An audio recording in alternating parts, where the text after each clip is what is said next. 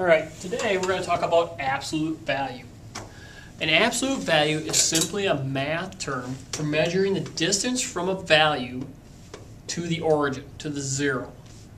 It's measuring a distance. It is a parentheses operation, and the symbols are simply two straight lines with the values inside. And before we do this, we're going to have to back up and think about distance just for a second. Jesse Jordan to the office, please. Jeff Jordan, please report to the office. So if I have my house in Broadhead, and here's the school in Juda, and I drive 10 miles to school in the morning, is the distance going to be negative when I drive back home? What if I drive in reverse? Does my gas tank ever go from empty to full? No, because the distance is 10 miles both ways. I travel 20 miles total a day. The distance isn't negative. Now, displacement is a different thing, and we'll talk about that later in the year. But distance here is 10 miles there and 10 miles back, 20 miles. So, if I have a number line here and I think about the absolute value of 4, two straight lines around the 4, and I think to myself, here's 4, and there's 0.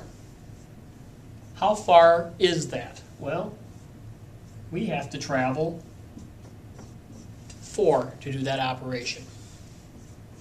Now, what's the absolute? So the distance from 4 to the origin is 4. So what's the distance from negative 2 to the origin? Well, how far is it to go here? 1, 2. So the answer here is 2.